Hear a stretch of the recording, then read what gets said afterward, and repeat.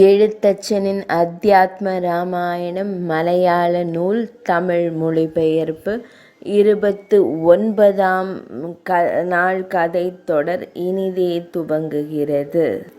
சீதா ஸ்வீகாரம், சீதையை ஏற்றுக்கொள்ளுதல்.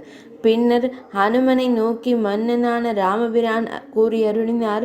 நீ சென்று விபீஷணனின் அனுமதியோடு இலங்கை நகரத்திற்குள் பிரவேசித்து அழகிய வடிவுடைய தேவி ஜானகியிடம் சீதையிடம் அரக்கர்களின் தலைவனை ராவணனை வதைத்தது உள்பட அனைத்து செய்திகளையும் கூறி அவளை அறிய செய்வாயாக.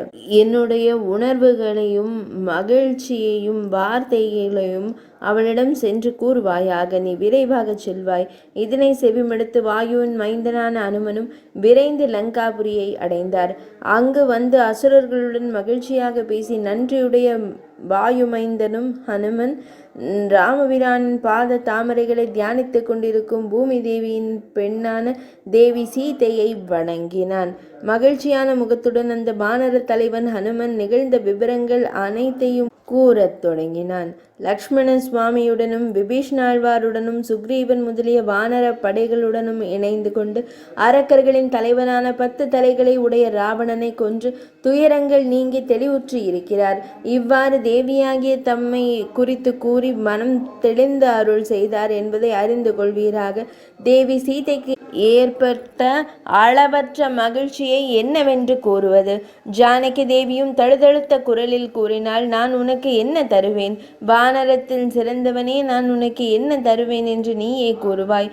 உடனே என் கணவரை காண்பதற்கான உபாயம் என்னவென்று கூறுவாய். இனி எவ்வளவு காலம் நான் துயரத்துடன் காத்திருக்க வேண்டும்? எங்கள் இருவரையும் விரைவில் இணைத்து வைப்பாயாக. இனி பொறுத்து கொள்ள என்னிடம் தைரியம் இல்லை. காற்றின் மைந்தனான ஹனுமனும் ராகவனான ராமபிரானிடம் திரும்பி சென்று மைத்திலியான தேவி சீதை கூறியதை கூறினான். ராமபிரான் சிந்தித்து விபீஷணாழ்வாரிடம் மகிழ்ச்சியோடு அருள் புரிந்து கூறினார். விரைவில் நீ ஜானகி தேவியை அழைத்து வர வேண்டும். அவள் அடைந்த துன்பங்களை போக்கி நீராட்டி திவ்யமான ஆடைகளும் நறுமண சாந்தும் ஆபரணங்களும் அணிவித்து அழகிய ஒரு சிவிகையின் பல்லக்கின் மீது ஏற்றி வல்லமை மிக்க அரசனான என் முன் விரைவில் அழைத்து வாருங்கள். ஹனுமனோடும் விபீஷணாழ்வாரின் ஆணையோடும் அங்கு பிரவேசித்து முதிய பெண்களை கொண்டு அழகிய ஜானகி தேவியை நீராட்டி அலங்கரித்து பல்லக்கில் ஏற்றி அழைத்து வரும்போது அங்கு பெருந்திரளான மக்களின் கோலாகல ஒலிகள் உண்டாயின. வானர வீரர்கள் திரண்டு வந்து ஜானகி தேவியை காண்பதற்காக ஒன்றாக கூடுவதை கண்ட காவலாளிகள் பிரம்புகளால் அவர்களை அடித்து விரட்டினர். அந்த கூச்சலை கேட்டு கருணைமிக்க ராகவன் விபீஷணாழ்வாரிடம் அருளி செய்தார். வானரர்களை இப்படி துன்புறுத்தும்படி நான் உன்னிடம் எப்போது கூறினேன்? ஜானகி தேவியை காண்பதால் என்ன தவறு நேர்ந்துவிடும் என்று நீ எண்ணுகிறாய்? தாயை காண்பது போல மைத்திலியை சீதையை அனைவரும் நடந்து வந்து அருகே காணலாம். இதில் என்ன தவறு இருக்கிறது? அடுத்து காரியார்த்தமாக பூரணமாக நிர்ணயிக்கப்பட்ட அழகிய மாயா சீதை வடிவம். கடும் கோபம் கொண்டு வாக்குவாதங்களை செந்தாமரை கண்ணனான ஸ்ரீ ராமபிரான் பலவிதமாக கூறினான்.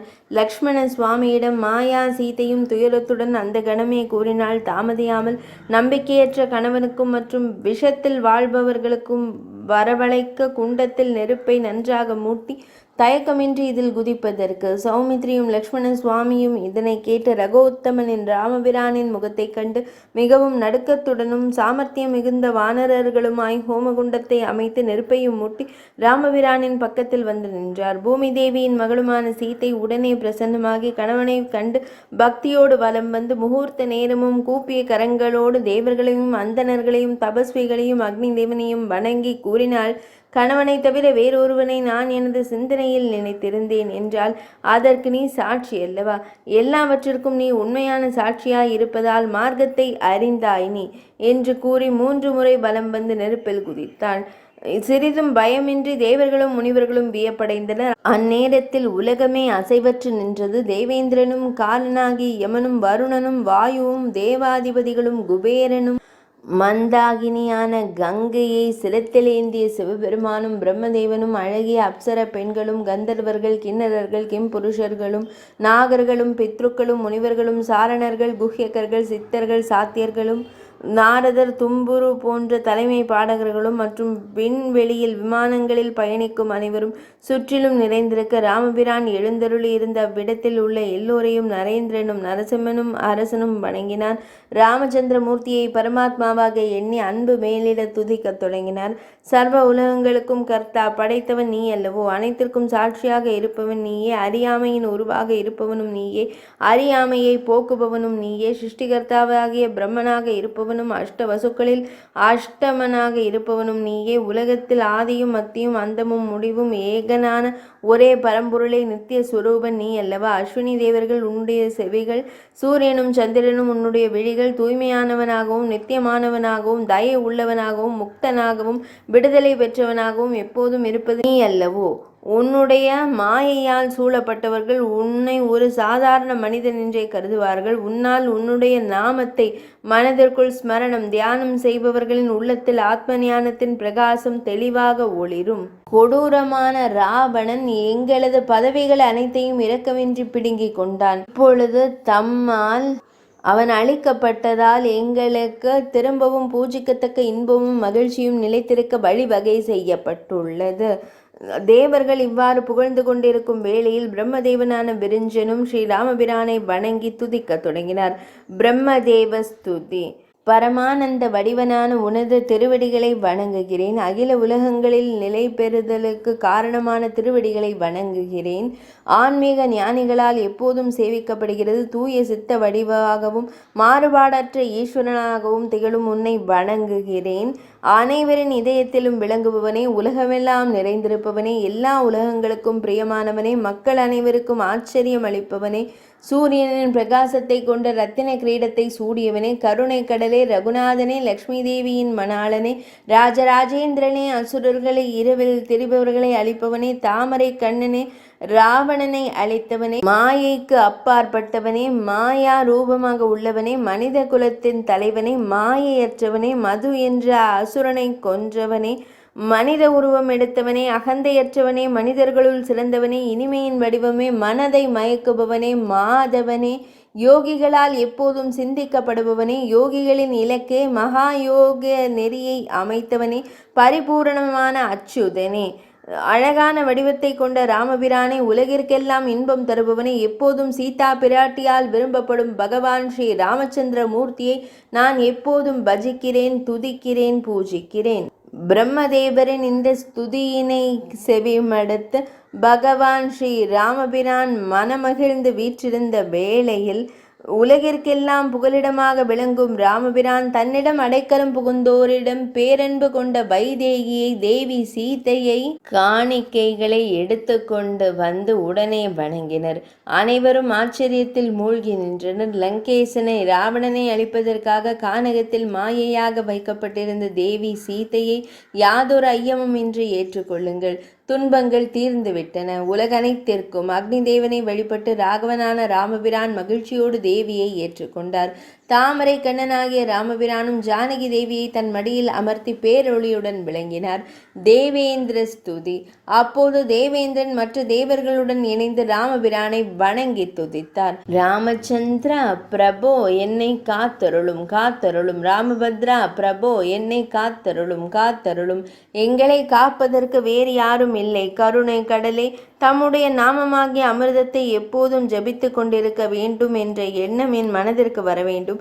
தம்முடைய சரிதமாகிய அமிர்தத்தை சொல்வதற்கும் கூறுவதற்கும் எப்போதும் என் செவிகளால் நான் செவிமடுத்திருப்பதற்கும் நாள்தோறும் பாக்கியம் வழங்கி அருள வேண்டும். யோக மூர்த்தியே, ஜனகராஜன் மகளின் நாயகனே, ஸ்ரீ மகாதேவனும் உன்னுடைய நாமங்களை ராம ராம என்று தினமும் ஜபிக்கிறார். தம்முடைய பாத தீர்த்தத்தை சிரசில் ஏந்துவதால் எப்போதும் ஆத்ம தூய்மை அடைபவன் ஆகிறான். இவ்வாறு பலவாறாக துதித்த தேவேந்திரனிடம் ராகவனான பகவான் ஸ்ரீ ராமபிரான் அருள் கூர்ந்து கூறினார். இறந்து போன வானர வீரர்களின் துன்பத்தை போக்கி அவர்களை மீண்டும் உயிர்ப்பிக்க வேண்டும். வானரங்கள் எப்போது பழங்களை உட்கொள்கின்றனவோ அப்போதெல்லாம் அப்பழங்கள் மிகவும் இனிமையுடையதாக மாற வேண்டும்.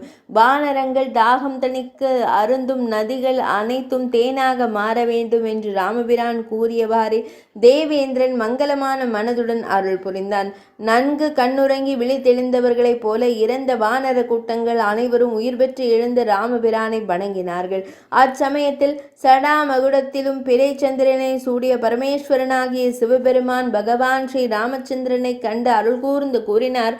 தம்முடைய தந்தையான தசரத சக்கரவர்த்தி தம்மை காண்பதற்காக விமானத்தில் அமர்ந்து இதோ வந்திருக்கிறார்.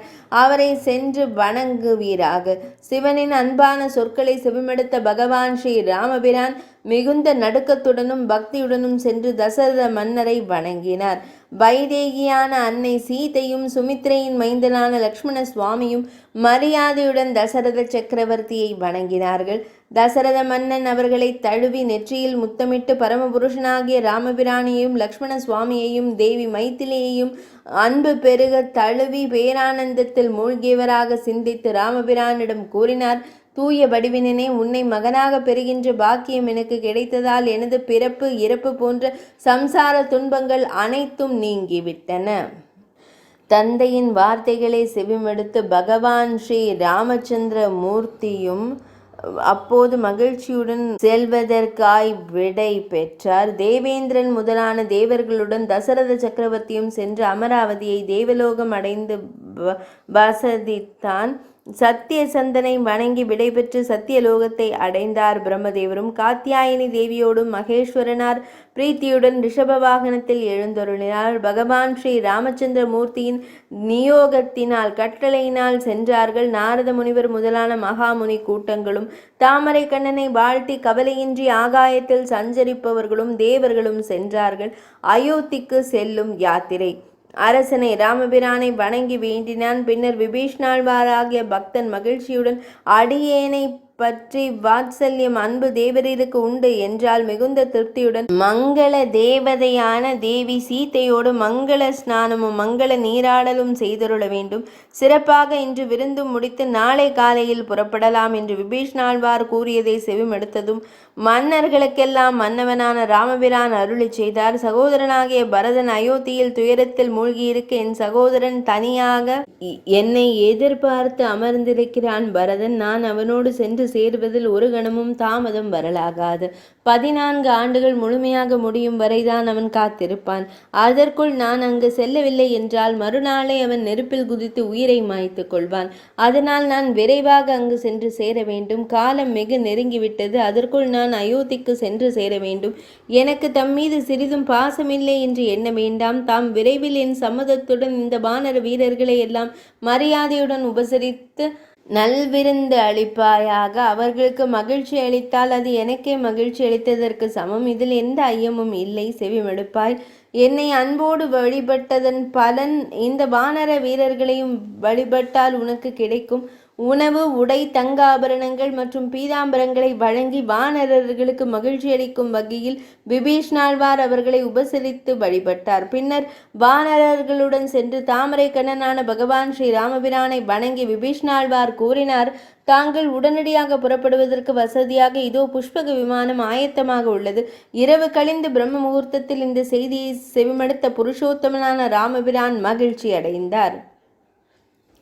காலையில் நீங்கள் வந்து விடுங்கள் என்று கூறி புலஸ்தியன் வழிவந்த விபீஷணாழ்வாரும் வந்து வணங்கினார்.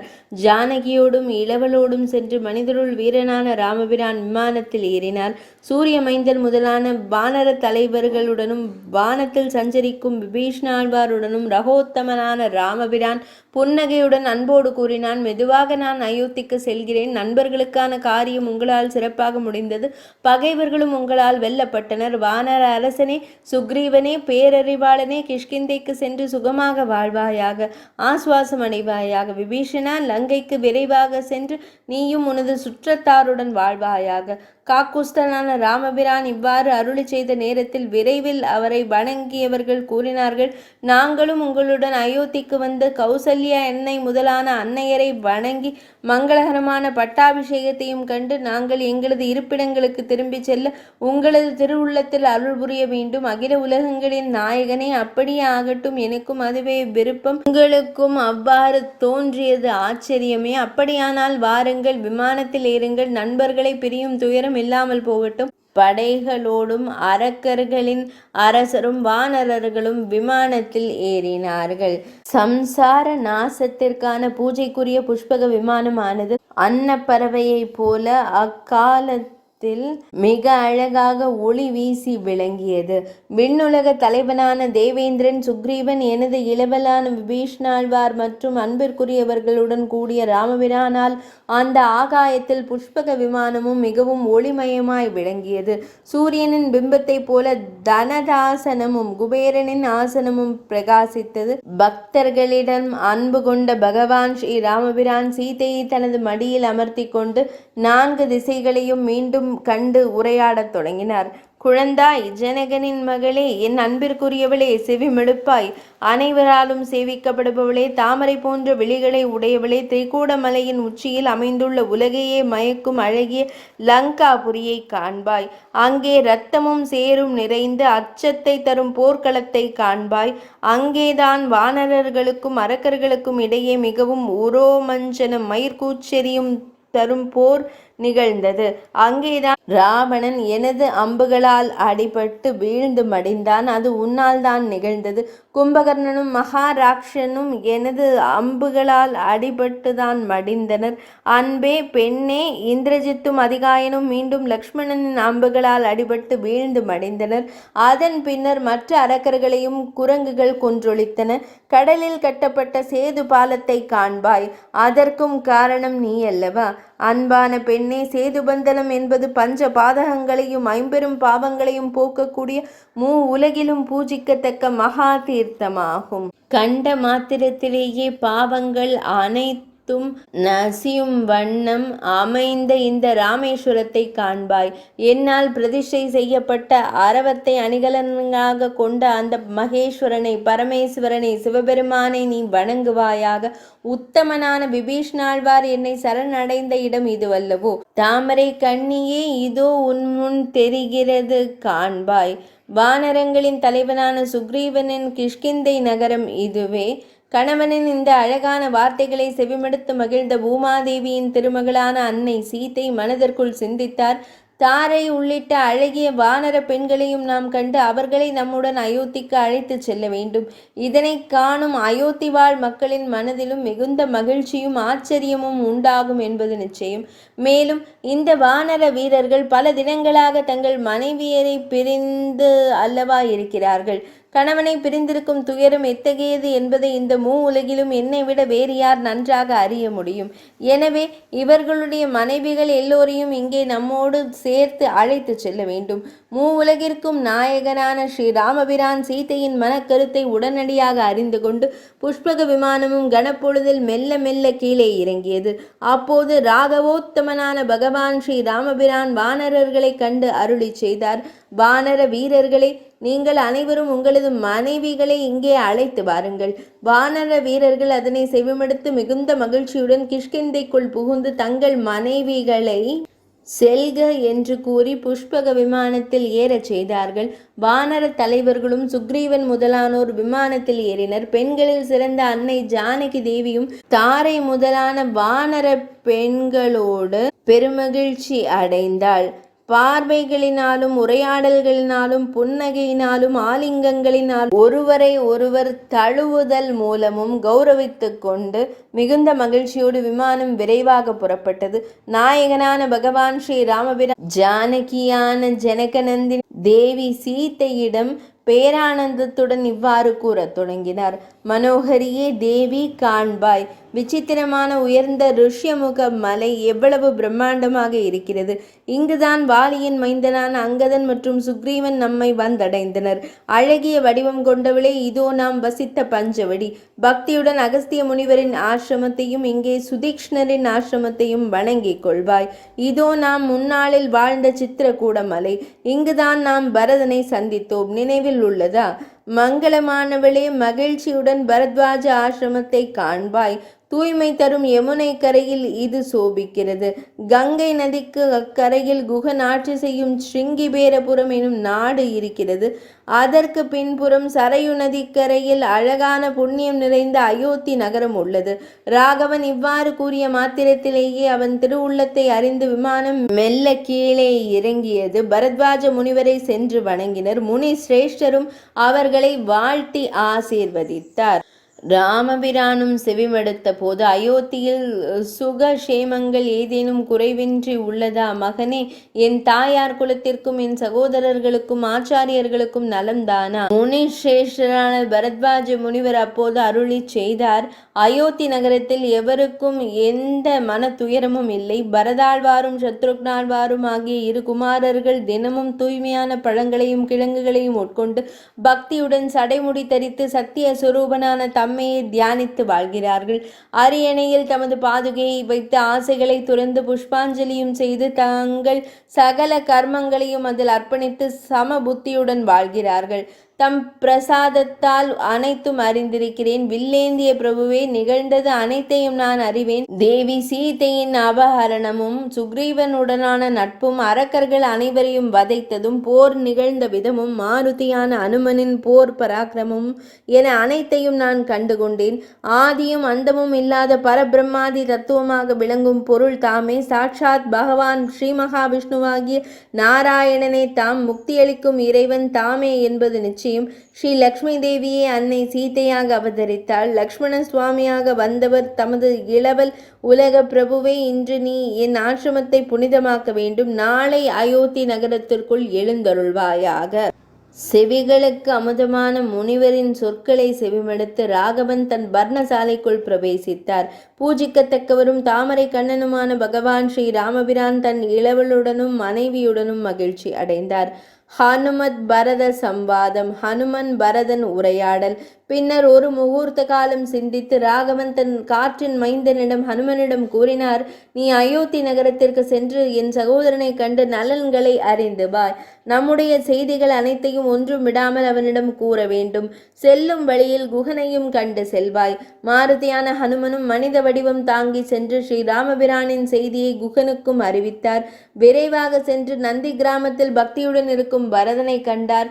பாதுகைகளை வைத்து பூஜிப்பவர், பரிசுத்த மனதுடன் பகவான் ஸ்ரீ ராமபிரானை தியானிப்பவனும் சகோதரனுடனும் தாயார்களுடனும் மரியாதையுடன் வாழ்பவனுமான பரதாழ்வாரை கண்டார். சடை முடியுடன் கிழங்குகளையும் பழங்களையும் உட்கொண்டு தர்பை புல்லின் மீது பாலனான சத்ருக்னனுடன் வாழும் பரதாழ்வாரை கண்டு மாருதி மிகவும் மரியாதையுடன் இவ்வுலகில் இவருக்கு நிகரான பக்தர் எவரும் இல்லை என்று கருதி வணங்கி பணிவுடன் இனிமையாக உரையாடத் தொடங்கினார்.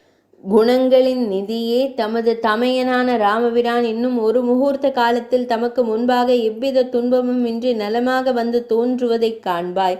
தேவி சீதையோடும் சுமித்ரையின் மைந்தனான லக்ஷ்மண சுவாமியுடனும் மிகுந்த அன்பு கொண்ட வானர படைகளோடும் சுக்ரீவனுடனும் விபீஷ்ணாழ்வாருடனும் உக்கிரமான அரக்கர் படைகளுடனும் கருணை கடலான ராமபிரான் புஷ்பக விமானத்தில் ஏறி வந்து இதோ இவ்விடத்தில் இறங்குவார்.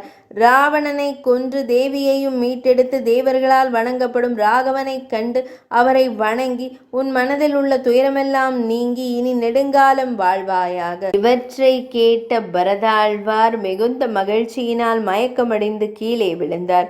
உடனே அவருக்கு தேறுதல் கூறி எழுப்பிய பொழுது அவர் அந்த வானர வீரனை அனுமனை இருக்க தழுவிக்கொண்டு அவரது தலை மீது ஆனந்த விழிநீரை பொழிந்தார். தாம் தேவர்களில் சிறந்தவரா அல்லது மனிதர்களில் சிறந்தவரா? என் மீது இவ்வளவு கருணையோடு இந்த நற்செய்தியை கூறிய உமக்கு ஈடாக மகிழ்ச்சியுடன் தருவதற்கு வேறு எதுவுமே இல்லை. என் துயரத்தை போக்கிய தமக்கு இந்த உலகத்தையும் மகாமேரு மலையையும் இணைத்தே கொடுத்தாலும் அது ஈடாகாது. இருப்பினும் இன்பம் தரும் ராமபிரானின் புகழை கூறுவீராக. மனிதர்களின் தலைவனான ராமபிரானுக்கும் கானகத்தில் வானரர்களுக்கும் இடையே நட்பு சங்கமம் எவ்வாறு ஏற்பட்டது? வானர வீரனான அனுமன் பரதாழ்வாரிடம் உரையாடினார். தேவி வைதேகியை, அன்னை சீதையை அரக்கர்களின் தலைவனான ராவணன் எவ்வாறு கடத்தி சென்றான் என்று இளவரசன் பரதாழ்வார் வின அதற்கு காற்றின் மைந்தனான பதில் உரைத்தார். நீங்கள் சித்திரக்கூட மலையிலிருந்து பிரிந்த நாள் முதல் ஏற்பட்ட அனைத்து துயரங்களையும் நிலைமைகளையும் மறைக்காமல் தெளிவாக கூறுகிறேன். தபோநிதியே, தவறாமல் கவனமாக கேட்டருளுங்கள். இதன் மூலம் துன்பங்கள் அனைத்தும் நீங்கும் என்று கூறி மன்னன் ராமபிரானின் தூய்மையானதும் மேன்மையானதுமான வரலாற்றை ஹனுமான் எடுத்துரைத்தார். எதிரிகள், நண்பர்கள், உறவினர்கள், அமைச்சர்கள் அனைவரின் சேர்க்கையும் வியக்கத்தக்கதும் விசித்திரமானதும் ஆகும் என்று எண்ணி அவர்கள் மகிழ்ந்தனர். கர்க்கடக மாதமான இராமாயண மாதத்தின் 29ஆம் நாள் கதை தொடர் இனிதே நிறைவடைந்தது.